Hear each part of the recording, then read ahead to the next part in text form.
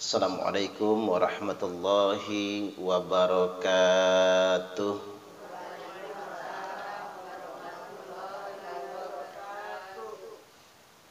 Bismillahirrahmanirrahim.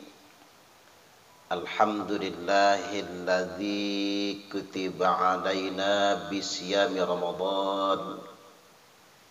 Asyhadu an la ilaha illallah Dzul jalali wal ikram wa asyhadu anna Muhammadar Rasulullah khairul anam.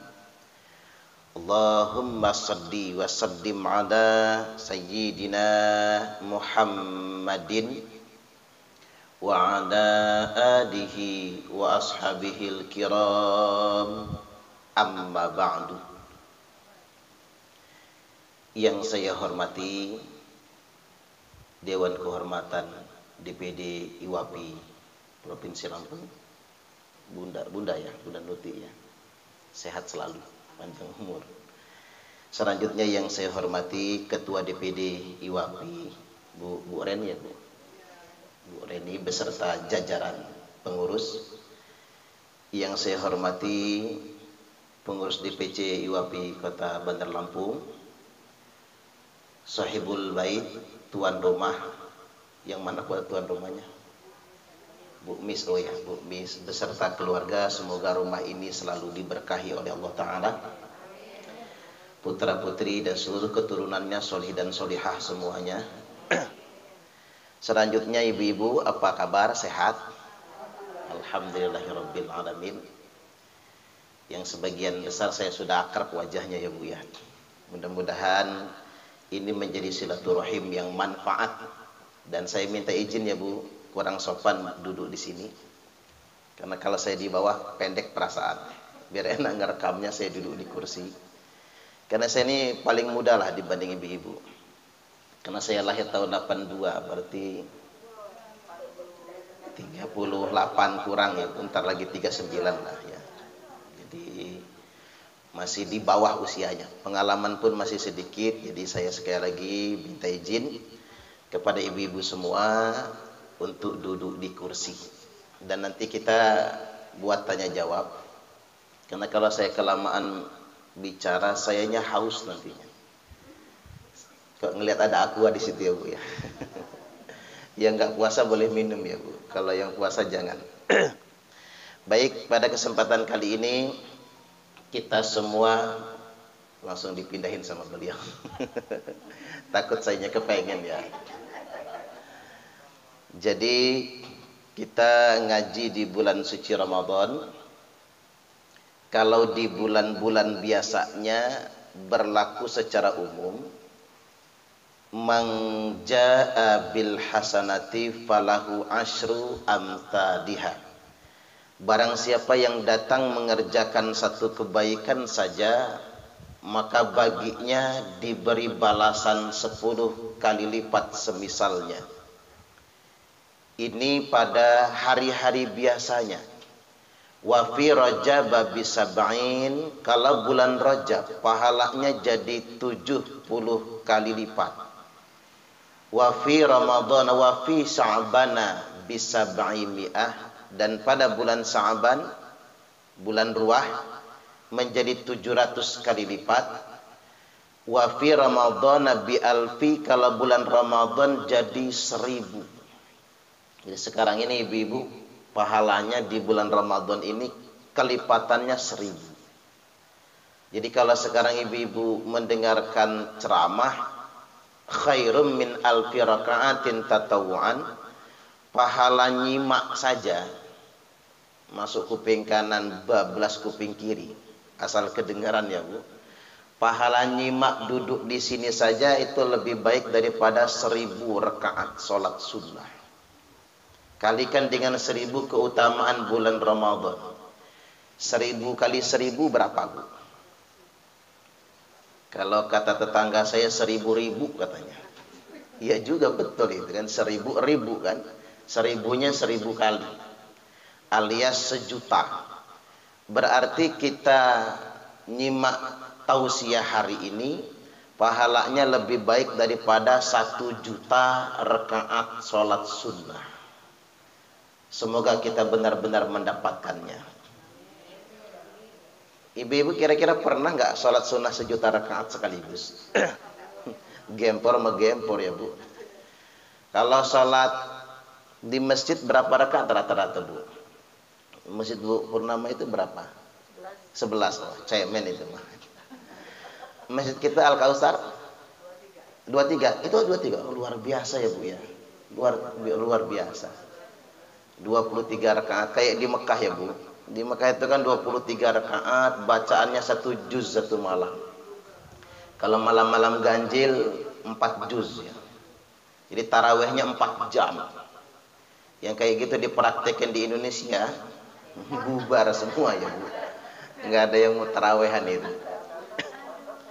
Ya semampu kita lah, mastata'tum kata Nabi. Mampunya 11 mampunya 23 mampunya 100 rakaat ya 100 rakaat.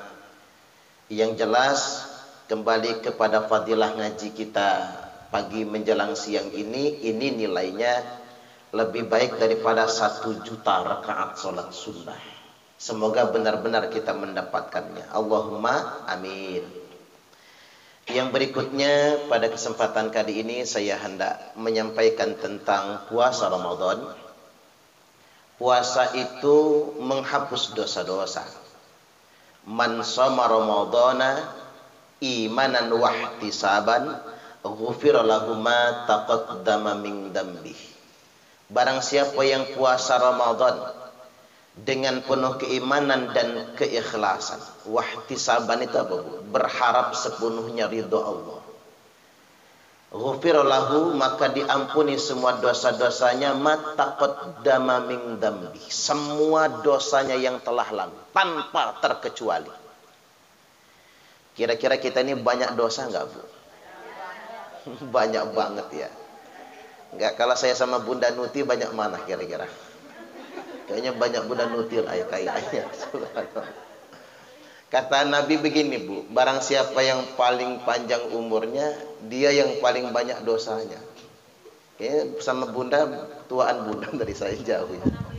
Oh 65 ya. Banyak Bunda berarti ya. Panjang umurnya.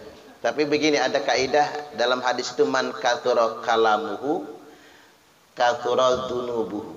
Barang siapa yang banyak bicaranya, dialah yang banyak dosanya. Yang banyak bicara siapa? Iya saya ya. Jadi resiko jadi ustadz itu berat Bu, karena banyak bicara. Yang apa yang dikatakan kalau baik-baik harus diamalkan. Jangan dibalik. Kalau kata orang Jawa itu apa? Jarkoni ya. Iso ngajar, ra iso ngelakoni. Atau iso ujar, ra iso ngelakoni. Jadi kita ini banyak dosa. Dan Allah berikan fasilitas pencucian dosa. Kalau kata orang sebelah itu Bu, apa namanya, penebusan dosa ya. Kalau kita ini mencuci dosa-dosa. Ibu-ibu sholat zuhur nanti dosa dari pagi sampai zuhur habis. Dicuci dengan sholatnya. Nanti sholat asar, dosa dari zuhur ke asar habis. Sholat maghrib, dosa dari asar ke maghrib habis. Begitu seterusnya. Dan kita puasa, dengan puasa dosa kita dihapuskan oleh Allah. Apalagi ibu nanti maghrib sama tadi subuh misalnya mengucap Allahumma ajirni minan nar 7 kali. Barang siapa yang membaca Allahumma ajirni minan nar 7 kali di sholat maghribnya, maka dia mati di malam itu, kutibalaka jiwarum minha, ditetapkan untukmu bebas dari api neraka. Kalau ibu-ibu membacanya subuh 7 kali Allahumma ajirni minan nar, maka mati hari ini nih, maka ditetapkan baginya bebas dari api neraka. Makanya orang Islam tuh enak Bu. Allah kasih fasilitas begitu banyak untuk menghapuskan dosa-dosanya. Saya nggak setuju dengan tulisan ada di masjid dipasang spanduk tulisannya begini, Nabi Adam dosanya 1 tapi diusir dari surga. Tak ulang lagi, Nabi Adam dosanya 1 diusir dari surga. Nah kamu dosanya banyak tapi pengen masuk surga, ngimpi katanya. Itu jangan itu. Itu kayaknya benar argumentasinya tapi salah. Tapi katakanlah sebesar apapun dosa-dosa Allah akan mengampuninya. Malam yughargir, selama nyawa belum mendesak-desak di tenggorokan, Allah terima taubat kita semua. Dan salah satu fasilitas penghapusan dosa adalah puasa di bulan suci Ramadan. Mudah-mudahan dengan puasa ini dosa kita dihapuskan semua. Allahumma amin. Baik, selanjutnya muncul pertanyaan. Ini bukan ingin berat-beratin, tapi biar kita maksimal, minimal optimal lah. Puasa yang bagaimana yang menghapuskan dosa itu? Puasa itu ada beberapa tingkatan. Yang pertama, al-imsaku 'anil muftirat. Puasa itu mengendalikan hawa nafsu. Mengendalikan diri dari yang membatalkan puasa. Tak ulang lagi. Al-imsaku 'anil muftirat. Puasa itu mengendalikan diri dari yang membatalkan puasa. Ya, ini minimal harus dulu. Nomor satu ini harus kita, tangga pertama harus kita naiki dulu. Apa saja yang membatalkan puasa? Kira-kira apa aja, Bu? Makan, minum, ngopi ya, Bu. Ngudut ya. Itu bahasa pasarannya ya, bahasa umumnya. Baik, sekarang kita gunakan bahasa fikih saja. Ma wasala amdan ilal jauf. Apa saja yang sengaja melintasi jauf. Salah satu jauf itu adalah rongga kerongkongan. Yang melintasi rongga kerongkongan batal puasa. Itu pun amdan, yang secara sengaja. Kalau nggak sengaja nggak batal. Contoh ada taburan tepung ya, Bu, debu tepung kehirup oleh kita, nggak batal puasanya. Atau ibu-ibu lagi tertawa, tertawanya nggak pakai masker, lalat masuk ke dalam, enggak batal puasanya. Makanya ibu-ibu kalau ketawa agak seru, tutup mulutnya. Kalau lagi nguap, apalagi nguap ya, Bu, mangap, tutup mulutnya. Karena kalau ada orang menguap tidak nutup mulutnya, setan tertawa terbahak-bahak. Lucu bagi setan ini. Ada lalat masuk, enggak batal puasa. Termasuk juga makan minum yang enggak disengaja karena lupa. Kita itu biasa lupa kalau puasa pertama. Tapi saya kadang kesel, Bu, lupa begitu nuang air ke gelas, begitu mau minum istri manggil, "Bi, puasa." Ngomong kamu mah, kata saya. Aturannya jangan ngomong. Biarin saja dulu saya minum sampai habis, baru diingetin puasa. Jadi kalau ibu-ibu makan minum tidak sengaja karena lupa, fa innama at'amahullah wasaqah. Saat itu Allah sedang memberi dia makan, dan saat itu Allah sedang memberi dia minum. Jadi nggak batal. Yang secara sengaja melintasi jauh. Makanya kalau belum nyampe jauh ya, Bu, kerongkongan belum batal. Misalnya ibu-ibu nyicip masakan, tadawuqut ta'am. Nyicip masakan nggak batal puasa. Yang batal itu mencicipi kolak semangkok. Nah, itu batal. Tapi kalau sampai di lidah saja lalu diludahkan nggak batal. Dan kalau ibu-ibu ragu, maka kumur-kumur 3 kali, setelahnya meludah juga 3 kali. Setelah meludah 3 kali boleh menelan ludah yang berikutnya. Walaupun lidah masih terasa pedas karena efek sambal tadi itu, nggak batal puasanya. Termasuk ibu-ibu gosok gigi itu nggak membatalkan puasa. Karena mengapa? Siwak itu bagian dari mencerdaskan. Saya kalau mau tausiah begini nggak gosok gigi, Bu, lengket rasanya. Jadi saya gosok gigi. Nanti nih siang habis dari sini di Masjid At-Tanwir kantor gubernur. Ya saya mesti gosok gigi dulu. Karena mau ngomong tuh nggak bisa. Saya kalau mau ceramah pasti sikatan. Karena ngapa? Perasaan saya lengket. Kata Nabi, siwak itu mencerdaskan. Makanya gosok gigi itu nggak membatalkan puasa. Yang batal kalau odolnya ditelan ya. Atau nggak usah pakai odol. Jadi hanya makruh saja kata Imam Syafi'i dan Imam Malik ba'da zawal, setelah zuhur, li syiddatil har, kalau sangat kepanasan setelah zuhur, kehausan. Itu hanya makruh saja. Ya kalau orang kehausan ya, Bu, ya mana kering, panas, ludah saja terasa pahitnya bukan main. Jangankan air, Bu, bensin aja seger banget kayaknya itu. Bensin lagi tuang ke tangki itu kayaknya seger banget. Apalagi kolak ya. Apalagi cendol. Apalagi es buah. Maka dari itu biar nggak khilaf dimakruhkan oleh para ulama. Tapi kalau atas tujuan tertentu ya boleh-boleh saja. Kumur-kumur lagi puasa boleh. Sebenarnya berenang lagi puasa itu boleh, Bu. Jadi Bu Purnama katanya kalau nggak puasa renang. Apa? Kata Bu Reni tadi ya. Boleh Bu Reni renang itu nggak apa-apa. Nyelam juga boleh. Ibu-ibu kepanasan sekali. Mungkin habis belanja habis apa ya. Karena belanja bisa online juga sekarang ini. Ibu-ibu kecapean, dehidrasi ya. Nyelam saja. Yang nggak boleh itu mengamalkan pepatah. Sambil menyelam, minum air ya.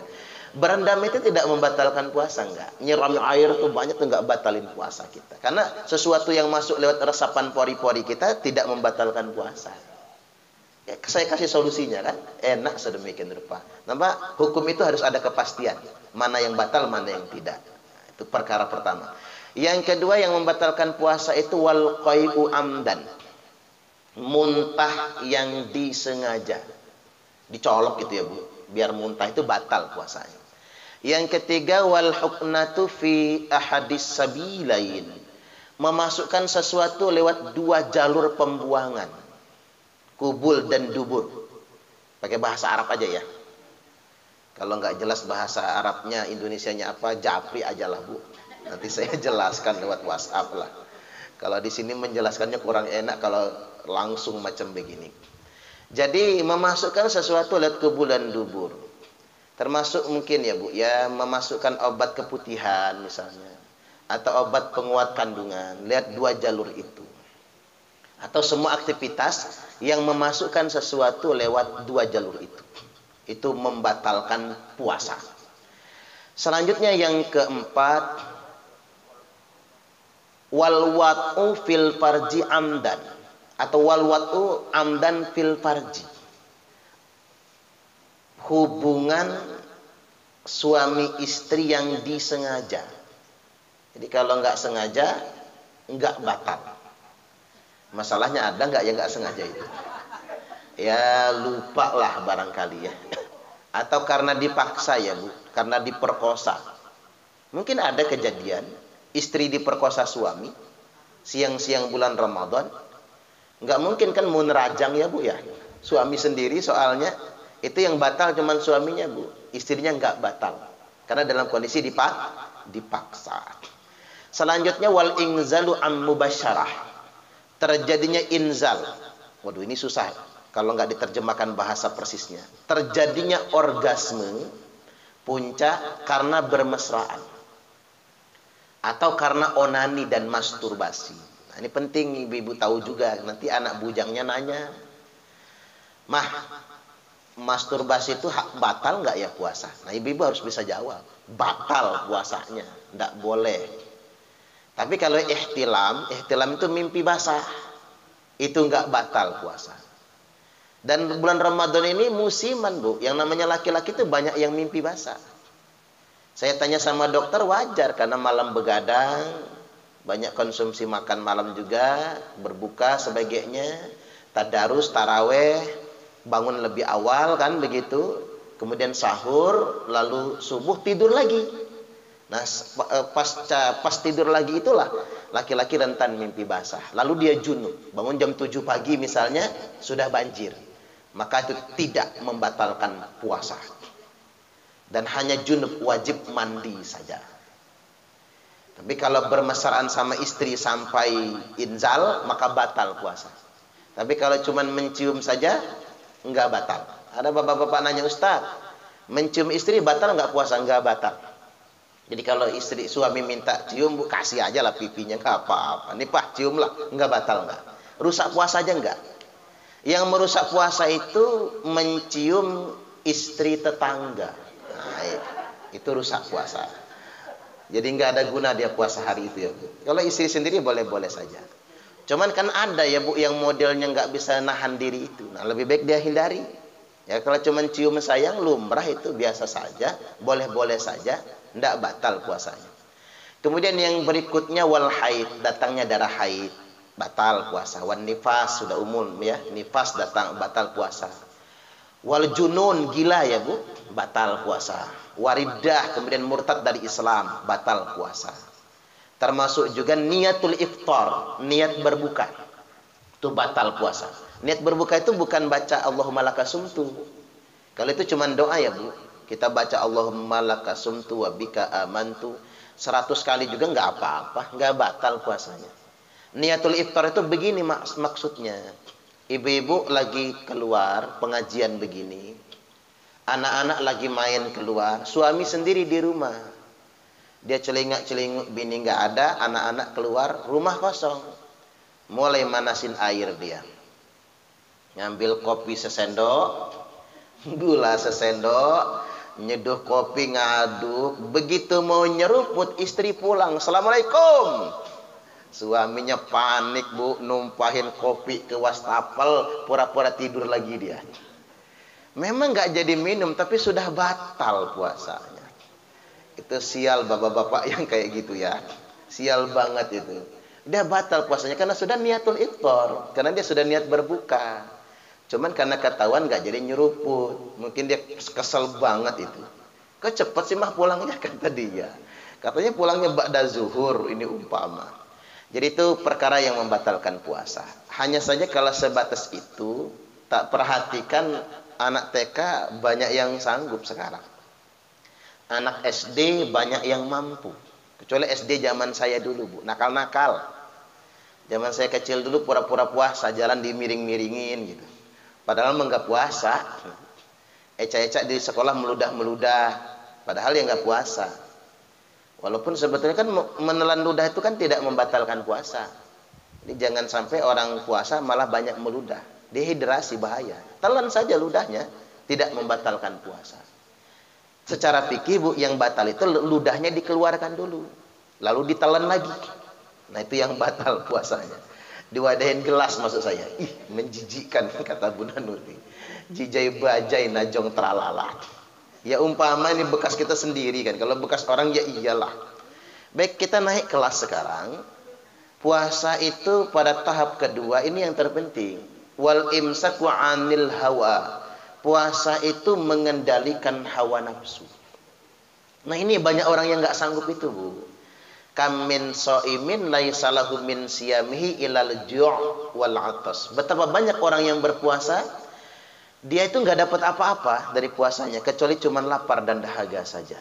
Siapa mereka? Orang yang puasa tapi tidak bisa mengendalikan hawa nafsunya. Puasa tapi masih memperturutkan hawa nafsu. Saya ambil contoh misalnya ngerumpi. Ngerumpi itu dalam bab fikih tidak membatalkan puasa. Nggak ketemu Bu dalam kitab fikih. Ngegosip gibah itu membatalkan puasa. Nggak batal puasanya, tapi dia menghapuskan pahala puasa. Sia-sia puasanya. Man lam yada' qaula zur, kata Nabi, barang siapa yang tidak bisa meninggalkan ngomong-ngomong kotor, ngerumpi, gibah, fitnah, namimah, sumpah palsu, kemudian berkata dusta, maka tidak ada guna laparnya, tidak ada guna dahaganya, tidak ada guna puasanya. Ada ibu-ibu yang curhat, Ustadz saya ini hobi betul ngerumpi. Saking hobinya kalau seminggu aja nggak ngerumpi demam saya. Kira-kira apa sih Ustadz obatnya biar berhenti ngerumpi? Ya juga Bu, ada yang demen banget ya. Apalagi ibu-ibu lingkungan tuh kadang-kadang subhanallah udah numpuk di tukang sayur lama banget ya Bu. Transfer informasi paling cepat di sana itu. Jadi apa sih obatnya biar berhenti ngerumpi? Jawabannya begini. Kalau ibu-ibu pengen betul ngegosip, demen banget, silahkan ngegosip sepuas-puasnya, ngerumpi sepuas-puasnya, tapi jangan ngajak kawan. Ngegosipnya sendirian. Nggak apa-apa, ngoceh aja sendirian. Adepin tiang tuh. Paling kata anaknya, kapan mak gua gila ya, ngegosip kok sendirian. Ya itulah obatnya, nggak dosa, orang nggak ada temennya. Ibu-ibu ngegosipin kawan sama suami.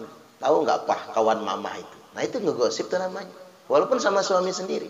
Tapi papa jangan ngomong-ngomong ya. Ya, mulai dah. Papa jangan ngomong-ngomong. Suami nanti ngomong lagi ke orang, Bu. Sama kayak suami. Apalagi suami ngomong ke istri. Mah, tetangga kita selingkuh tahu. Tapi mama jangan ngomong-ngomong. Ah, nyebar yakin dah. Sekampung tahu semua. Besok istri ketemu temannya, jangan ngomong-ngomong. Sekampung orang tahu semua, Bu.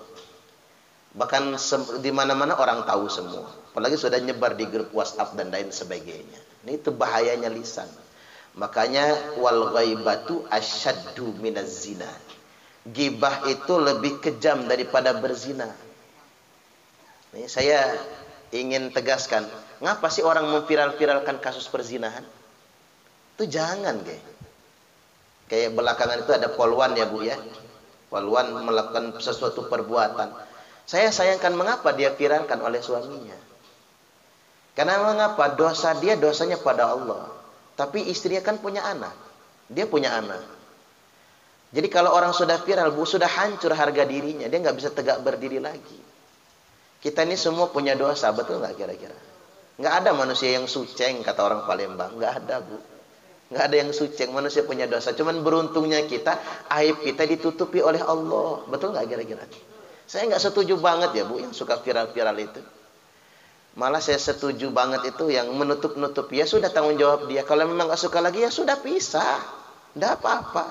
Itu mungkin jalan hidupnya, takdirnya kan begitu. Tapi jangan seakan-akan, wah gua viralin pokoknya lu. Hancur sudahan. Kayak kasus artis, beberapa artis ya. Walaupun ya kita kembalinya kepada Allah, mungkin sudah kehendak Allah juga kan. Tapi maksud saya, kalaupun harus viral aib orang itu, jangan dari kita. Itu saja. Jangan dari kita. Biarkan, kalau orang lainnya tanggung jawab dia. Karena ada ancamannya, man ayyara akhahul muslim lam yamut hatta ya'malah. Barang siapa yang memviral-viralkan, menyebar-nyebarkan aib saudaranya, tidak mati dia sebelum dia mengamalkan yang serupa. Nggak mati dia sebelum dia malu yang serupa. Kayak kejadian begini ya, Bu. Ini nyata betul, jamaah saya nangis. Malu saya Ustaz, malu semalu-malunya. Udah kayak lagu Malaysia itu ya. Malu semalu-malunya.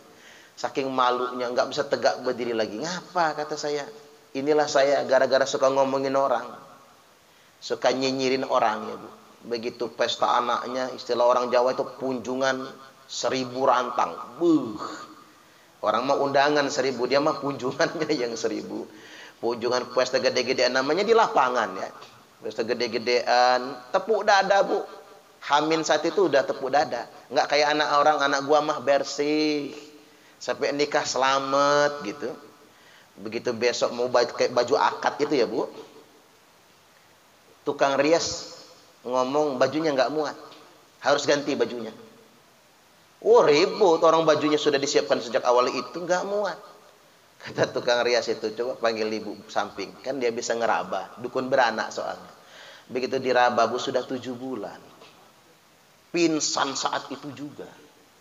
Apa pengakuannya sama saya? Inilah saya Ustaz. Karena terlalu sering nyebarin aib anak orang. Begitu. Akhirnya Allah tutup saya dari aib saya sendiri.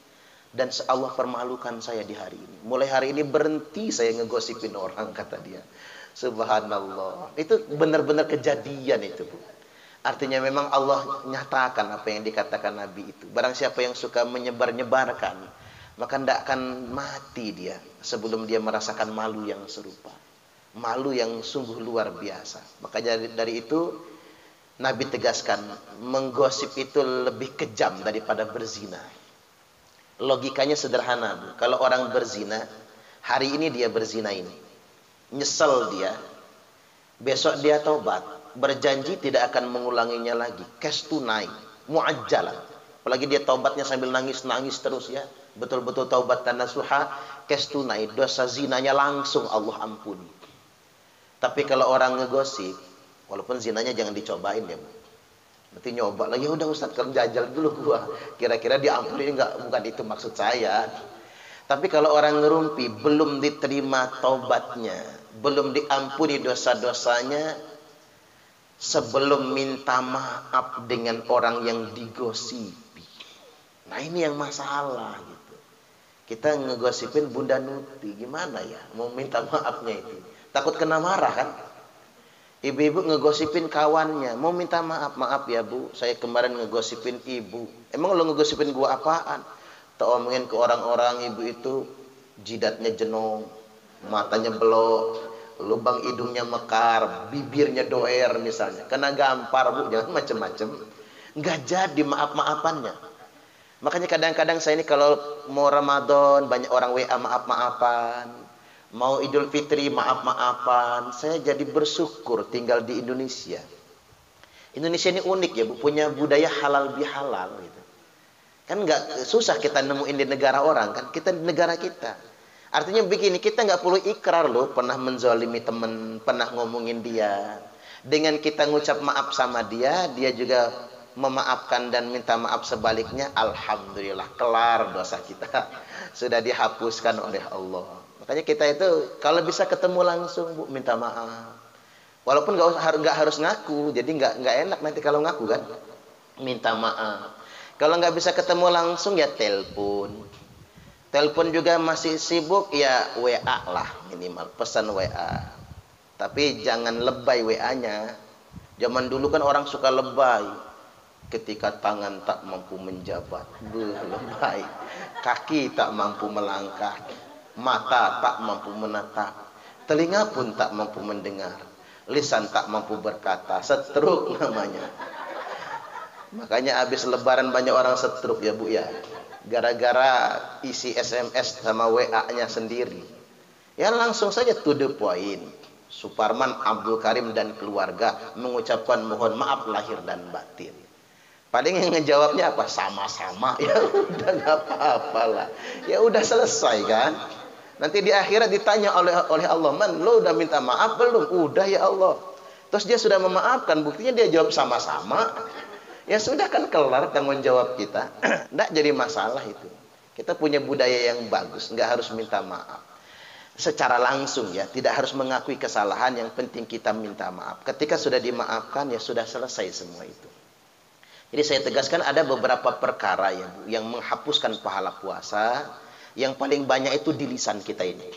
Mulai dari al-kidbu, bohong, wal ghaibah, gibah, fitnah. Fitnah itu ngomong sudah kita bumbu-bumbui, nggak sesuai dengan fakta. Kalau gibah kan sesuai dengan faktanya. Kemudian fitnah, namimah, adu domba. Termasuk juga wal yaminul kadzibah, sumpah palsu. Kita bersumpah tapi untuk kepalsuan. Nah, ada satu yang di mata, wan nadhara bisahwatin, memandang dengan penuh syahwat. Terutama bapak-bapak lah, laki-laki ya. Karena bapak-bapak itu sudah tuwir juga Bu, masih suka ngelihat yang bening-bening itu. Kadang-kadang di grup WA-nya bapak-bapak itu ada aja yang ganjen banget ngirim-ngirim itu ya. Itu bisa menghapuskan pahala puasa. Termasuk kita memandang materi dengan penuh hawa nafsu, itu pun bisa menghapuskan pahala puasa. Baik, yang terakhir sebelum kita tanya jawab, wal imsaku billah. Tingkatan puasa yang paling tinggi itu ya Bu ya. Wal imsaku billah. Semakin takut dengan Allah. Jadi kalau habis puasa kita ini makin muraqabah. Takut sama Allah tuh begini, enggak takut sama siapapun lagi. Hanya takutnya pada Allah. Enggak takut pada apapun lagi, kecuali cuma takut pada Allah.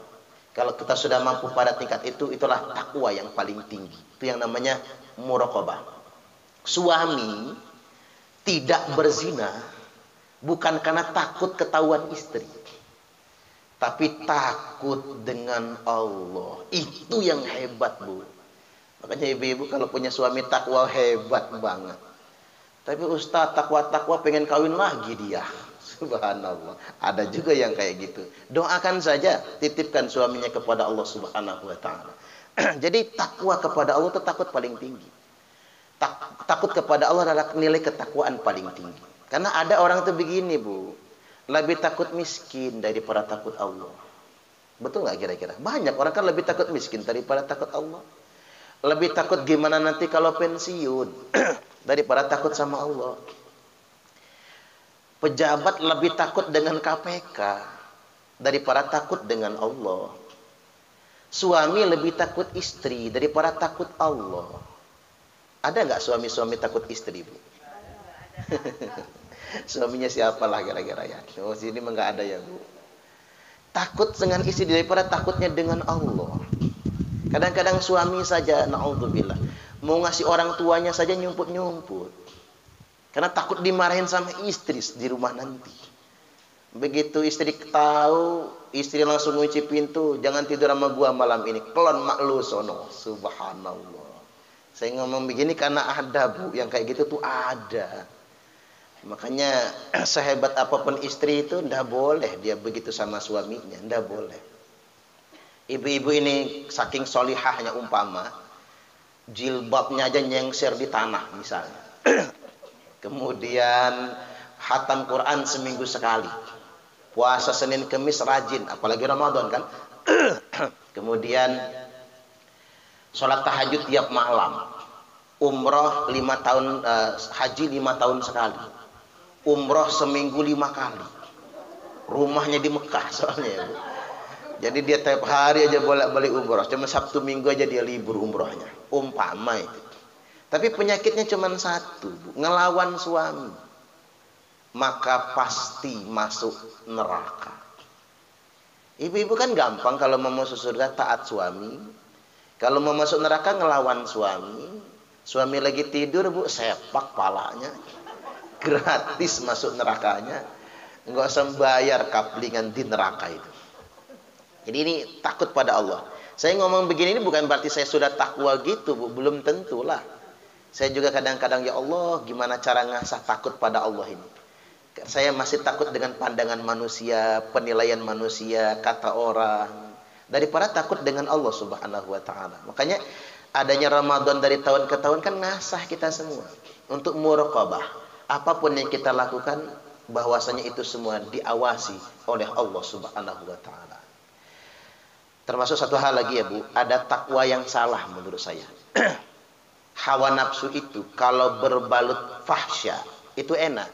Hawa nafsu itu kalau nyata kejinya enak. Hawa nafsu zina, jelas siapa sih yang menghalalkan zina, kan nggak ada. Hawa nafsu berbalut minuman keras enak, Bu. Jelas itu perbuatan nista.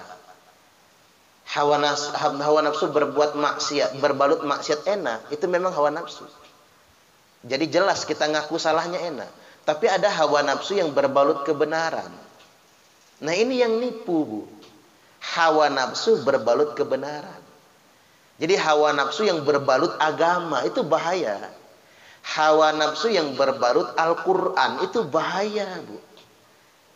Saya kasih contoh konkretnya nanti ya. Hawa nafsu yang berbalut jihad itu bahaya. Nah kayak teroris itu kan, itu hawa nafsu sebetulnya, itu emosi, itu depresi pemikiran mereka. Tapi balutannya jihad fisabilillah. Banyak orang yang tertipu kan. Makanya Nabi sampai katakan apa? Kila bunar, kila bunar, kila bunar. Anjing-anjing neraka, anjing-anjing neraka.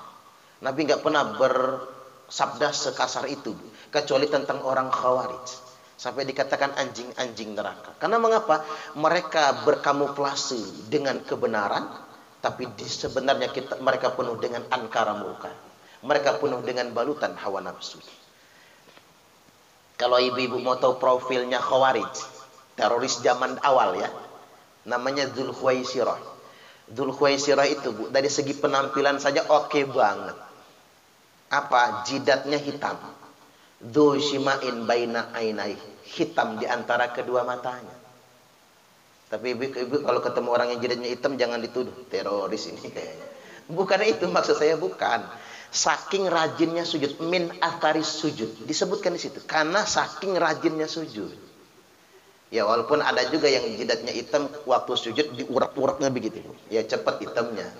Ada juga yang karena kejedut tiang listrik ya hitam juga lah. Atau diketok bininya pakai wajan, ya hitam juga. Jidatnya hitam, saking rajinnya sujud. Muqallisus siyab, dan memakai pakaian menggantung. Menggantung itu apa? Setengah betis begini. Setengah betis bajunya. Walaupun kalau ada yang cingkrang, orang sekarang nyebutnya ya. Walaupun kalau ada yang cingkrang, teroris. Jangan, Bu. Jangan nuduh begitu. Artinya memang dari segi penampilan begitu. Dan Nabi juga pakaiannya gantung ya, Bu. Nabi juga. Cuman gantungnya Nabi itu gamis dan di dalamnya ada izar. Komis ya. Gamis itu logat Mesir ya Bu. Kita nyebut gamis itu logat Mesir. Bahasa Arabnya komisun. Jadi pakai kof dia ya. Komis itu gamis Nabi itu. Dalamnya ada sarung ngegantung. Orang sekarang makainya lain, tapi pakai celana ngegantung, pakai baju kaos. Sholat ke masjid, saya lihat kok kayak tukang somai. Saya jadi ngebatin, emang Nabi dulu kayak gitu tak sholatnya? Ya diluruskan Bu, kalau suaminya Pak kok pakai celana gantung doang sholatnya, tambahin sarung, tambahin gamis, itu sunnah nabinya.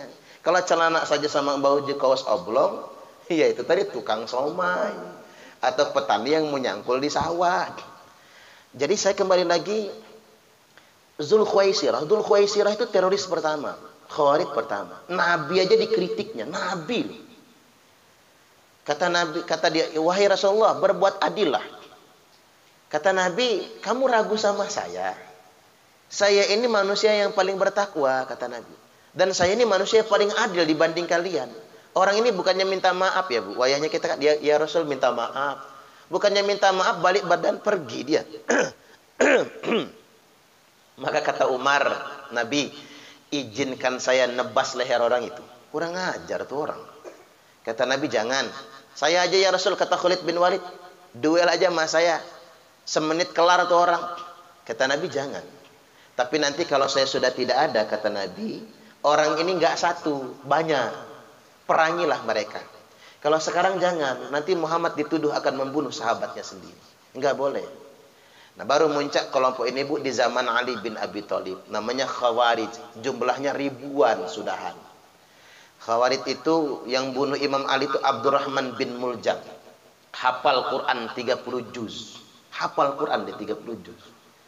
Dan menjadi duta Al-Quran. Sholat di masjid itu tidak pernah di saf kedua. Selalu saf yang pertama. Makanya Imam Ali waktu mau perang sama Khawarij, dia nangis. Kalau bukan karena perintah Nabi, saya tidak akan memerangi mereka.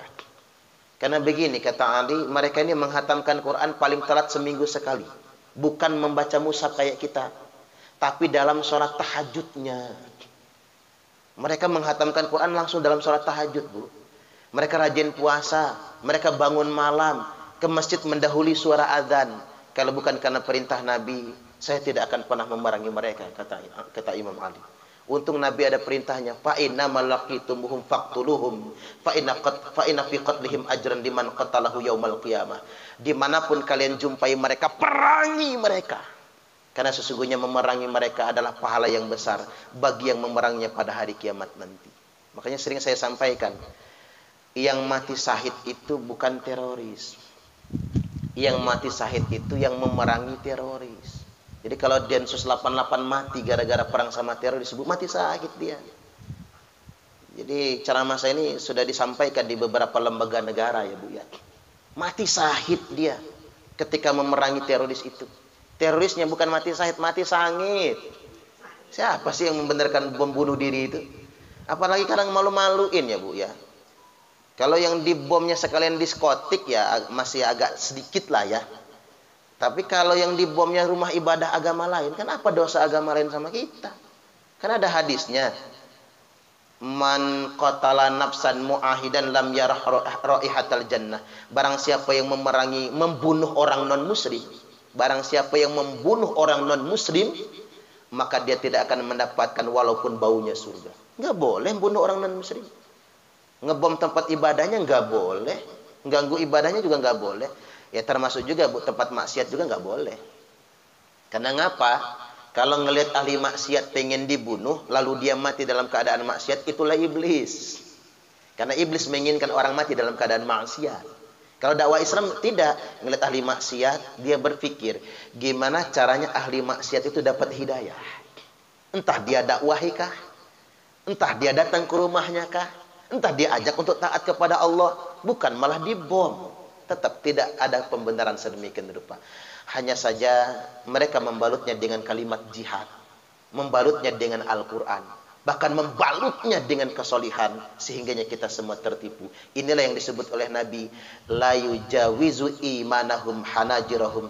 Iman mereka tidak pernah melewati kerongkongan. Kalian tertipu dengan semangat beragamanya, tertipu dengan pakaiannya, tertipu dengan penampilannya, kata Nabi. Padahal iman mereka hanya di kerongkongan saja. Yamrukuna minad dini kama yamruku sahmu minar ramiyah. Mereka akan keluar dari agama ini sebagaimana keluarnya anak panah dari busurnya. Detik ini dia beriman, detik berikutnya sudah ingkar kepada Allah Subhanahu wa taala. Maka sahabat bertanya, apa maksudnya ya Rasul?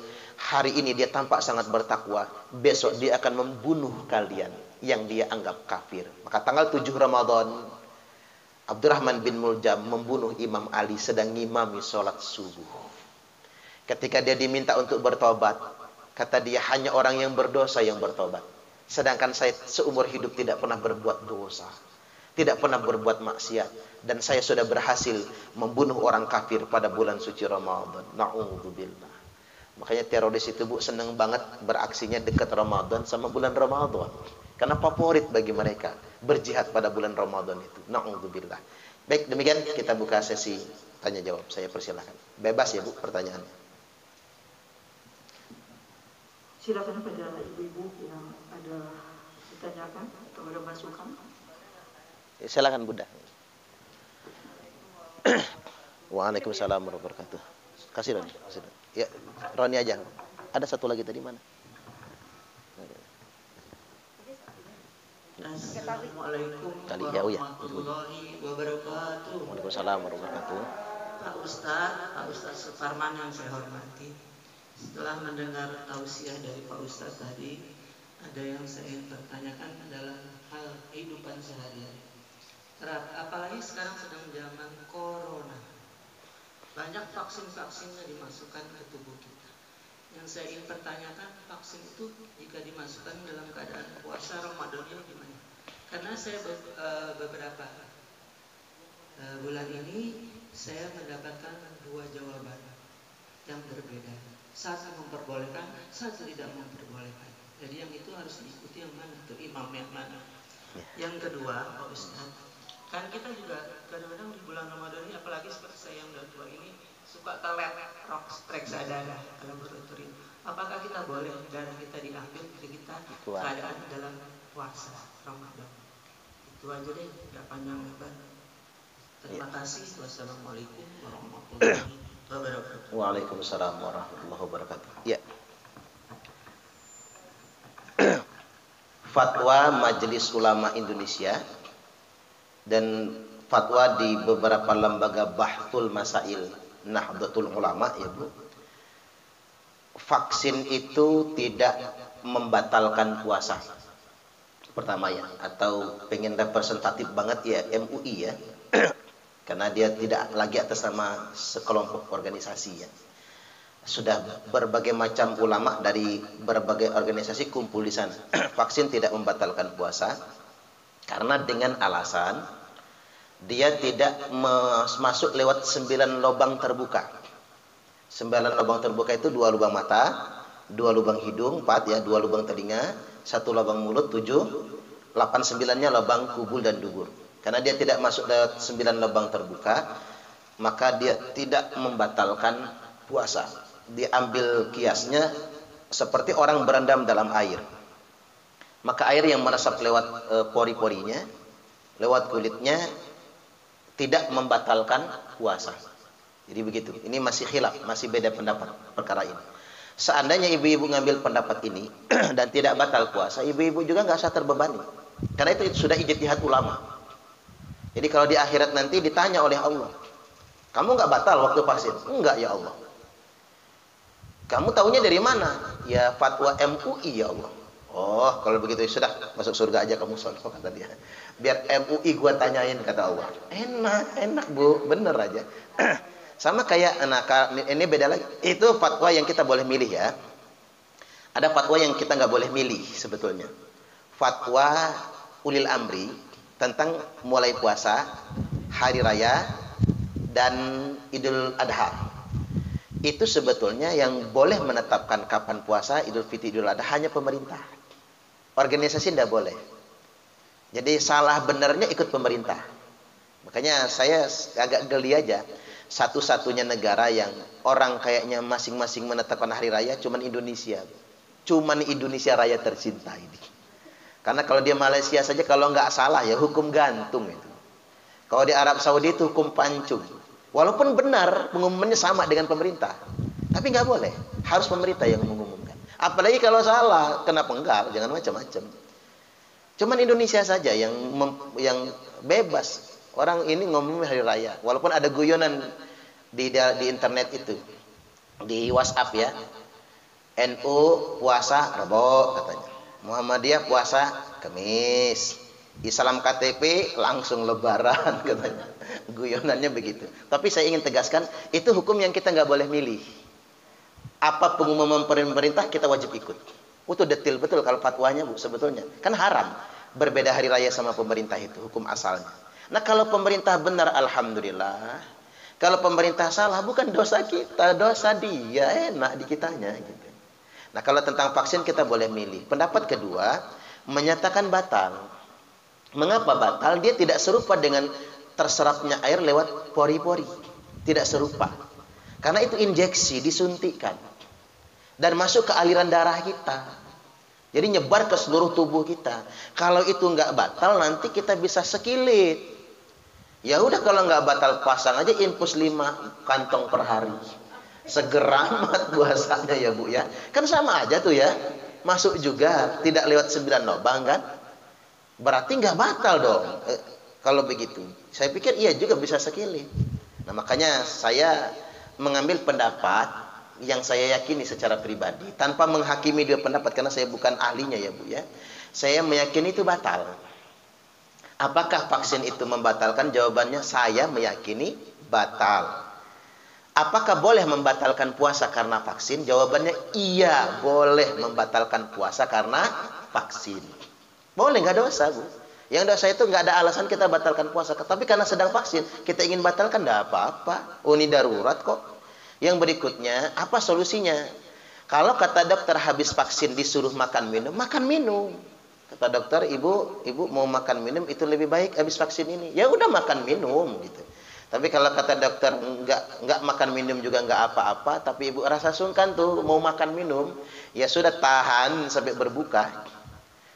Tapi selesai Ramadan, nggak apa-apa, dikodok puasa Ramadannya. Begitu maksudnya. Jadi saya kasih solusi sedemikian rupa.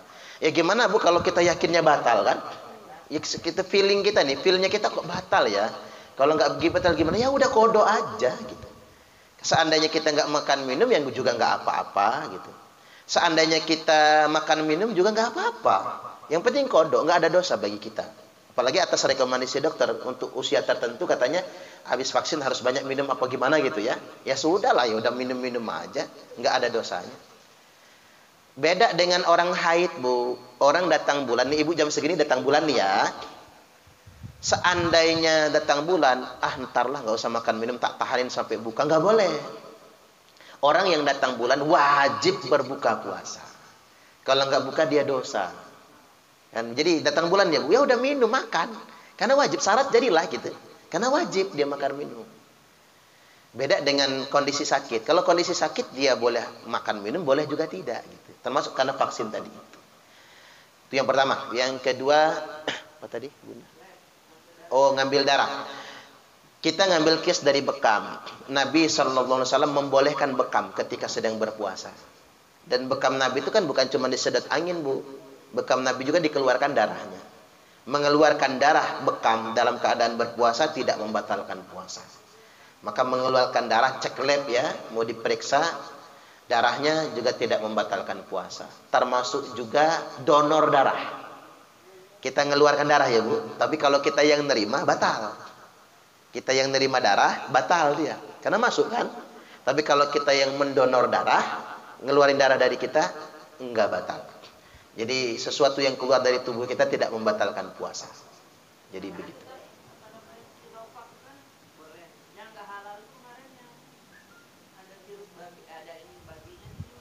Iya. Saya belum tahu pasti yang mana yang apa? Yang boleh ya, yang boleh. Virus apa itu ya Bu ya? Yang pakai babi ya. Produk AstraZeneca ya. Ya kalau dia, ibu harus memilih karena vaksin itu ada pilihan. Kita harus memilih, jangan vaksin yang belum ditetapkan kehalalannya. Ambil yang ditetapkan kehalalannya. Itu yang lebih aman bagi kita soalnya. Jadi begitu. Karena saya ini belum vaksin sih Bu, jadi belum tahu. Karena masih muda belum dipanggil vaksinnya. Gitu. Silakan, ada lagi yang bertanya? Ya, Bu Rita, Bu Maya Pendi. Bu Rita ingatnya lagi. Bu Astorhi apa? Nama Ibu? Mariani. Saya ingat suaminya aja sih Bu. Pendi, Astorhi gitu. Astorhi. Ya Bu lanjut. Assalamualaikum warahmatullahi wabarakatuh. Assalamualaikum warahmatullahi wabarakatuh. Terima kasih. Pak Ustadz, saya mau tanya. Kami kan di sini lagi tadarusan. Terus kalau awal kita kan baca auzubillah dan bismillah. Nah untuk yang berikutnya kan terus itu lanjut itu kita perlu baca auzubillah bismillah atau tidak? Iya. Ya, Pak. Iya. Iya. Memulai membaca Al-Quran disunahkan membaca fasta'idz billahi minasyaitonir rajim, berlindung kepada godaan setan yang terkutuk, dan itu disunahkan bagi semua individu ya Bu, bagi setiap orang membaca ta'awudz, terkecuali di awalnya sudah bareng-bareng membaca ta'awudz. Kita ketika melanjutkannya tinggal lanjutkan saja. Tapi seandainya belum, biar tidak terputus bacaannya oleh ta'awudz kita, dibacanya sir saja. Itu caranya. Jadi kalau kita tadarus kan ngurut tuh gantian ya. Di awal sekali kita bersama-sama membaca a'udzubillahi minasyaitonirrajim, kemudian bismillahirrahmanirrahim, agar nanti di ayat berikutnya, karena sudah tidak di awal surat ya, di ayat-ayat berikutnya kita tidak apa-apa nanti, langsung nyambung saja. Tapi kalaupun mau kita baca lagi juga nggak apa-apa.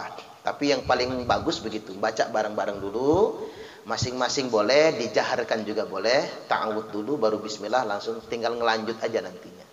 Karena kita dilarang sama sekali ya Bu, membaca Al-Quran tanpa ta'awudz, tanpa a'udzubillahi minasyaitonirrajim. Kalau bismillahnya ulama memang terjadi beda pendapat. Bismillahnya itu sebagian besar ulama mengatakan hanya di awal surat saja kalau baca bismillah. Tapi kalau sudah tidak di awal surat, boleh baca bismillah, boleh juga tidak. Nah, jadi begitu. Ya baca bismillah, terutama ta'awudz lah ya. Tapi kalau di awal surat kita baca ta'awudz dan bismillah, jadi gitu. Ya. Jadi baca juga tidak dianggap ini sih, tidak dianggap memutus Al-Quran, tidak ya. Boleh-boleh saja. Tapi kalau ingin bagus urutannya begitu. Silakan.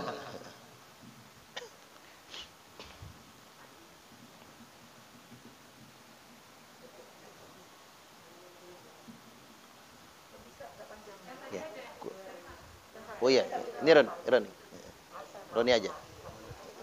Angkat situ, angkat. Nah, itu.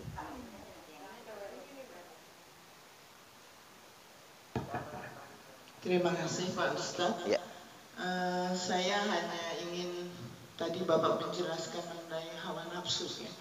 Hawa nafsu ini benar-benar banyak sekali yang tidak bisa kita lakukan ya. Paham. Nah jadi misalnya kita mengendalikan itu Pak Ustadz. Bagaimana misalnya ini ya, kita biasanya menjelang mau berbuka itu gimana ya, hawa nafsu misalnya suami masih tidur gitu kan. Oh ya. Suami masih tidur, masih kesel gitu kan. Gitu. Hawa nafsu itulah yang bagaimana kita menahannya gitu, supaya kita juga puasanya menjadi pahala. Nah, yang kedua adalah mengenai mengganti puasa. Nah, kan kita biasanya ya, kalau kita batal misalnya sakit apa, kita perlu mengganti puasa. Terus men juga mengganti puasa. Ini bagaimana kadang juga tidak menggantinya gitu kan. Dosanya gimana Ustaz? Ya. Itu dua yang bisa saya tanyakan. Terima kasih. Assalamualaikum warahmatullahi wabarakatuh. Waalaikumsalam. Ya, memanage emosi ya Bu. Kita memang harus berkompromi dengan emosi kita, dengan pandangan kita sendiri. Saya ambil contoh sederhana. Ada ibu-ibu itu gelas bekas minum tertinggal di meja saja bikin paleng ya. Bikin marah ya Bu ya. yang kena marah bisa serumah loh, karena ada yang begitu. Sebenarnya dia tinggal membangun, memanage emosinya, memanage prasangkanya gitu ya, orientasinya terhadap sesuatu gitu. Jadi sesuatu yang tidak harus buat kita marah sebetulnya, cukup diingatkan saja. Termasuk suami masih tidur, karena memang enak betul ya Bu, lagi puasa tuh tidur. Termasuk saya juga gitu ya. Lagi udah mau berbuka kok masih nyaman aja tidur ya, masih lelep saja tidur misalnya. Itu kadang-kadang tidak sesuai dengan maunya kita soalnya kan. Karena tidak sesuai dengan maunya kita, itu yang bikin kesel, itu yang bikin pegel. Terhadap hal-hal yang begitu memang kita terus memanage emosi kita. Banyakin istighfar, banyakin istighfar. Kita bisa memandang dari sisi yang lain. Mungkin dia capek, mungkin dia lagi senang tidur, enggak apa-apa gitu. Jadi kita berbaik sangka saja. Berbaik sangka saja. Sama kayak ibu-ibu ngomong sama saya kesel usah sama suami saya. Senang betul sama sepeda kata dia. Gonta-ganti sepeda. Sebagainya, demen banget, hobi, kesel sama suaminya. Tapi kan bagus Bu, olahraga. Tapi gonta-gantinya itu loh kata saya. Gini Bu, kata saya, karena nggak sesuai dengan keinginan ibu, makanya ibu kesel. Tapi ibu berpikir gini saja lah, mending dia gonta-ganti sepeda daripada dia gonta-ganti cewek, kata saya. Pikir dia, iya juga ya. Nah, biarin aja dah. Sudah sana, elus sepeda lo gitu. Kalau perlu cium-cium gitu. Yang penting jangan cewek aja yang digituin. Sudah kita tuh coba berpikir sisi baiknya lah. Hal-hal yang positif yang kita pikir itu agar kita jadi fresh. Jadi jangan sampai, termasuk sama anak ya Bu, karena anak tuh beda. Ada yang karakternya itu nyambung banget sama emaknya gitu. Mirip banget ya. Pokoknya kalau sama emaknya soulmate banget lah. Tapi ada anak itu yang ngebrontak banget sama ibunya. Itu beda-beda. Nah, ini normal sekali yang kayak gitu. Tinggal kita yang coba harus bersabar, memaklumi, belajar bijaksana. Kita yang harus belajar bijaksana, meluaskan hati kita, membuka pikiran kita agar itu tidak menjadi emosi bagi kita. Ambil contoh orang di jalan raya saja, ngebut ya Bu. Padahal macet, main serobot, ugal-ugalan. Kadang-kadang kan kita pengen emosi ya. Tapi saya berpikirnya kadang begini, biar saya reda emosi saya. Mungkin kebelet berak tuh orang. Kan begitu. Karena saya ngerasain juga kalau saya lagi mules, sakit perut, makan sambal banyak, udah kebelet, waduh Bu. Rasa-rasanya dunia ini mau kebalik aja. Langit mau rontok aja rasanya itu. Nah kita bisa mengarahkan pikiran kita kepada sesuatu yang positif, yang akhirnya kita bisa memaklumi orang lain. Nah, itu cara memanage emosinya. Yang kedua, solusi dari Nabi kan perbanyak istighfar dan sholawat. Kalau engkau marah lagi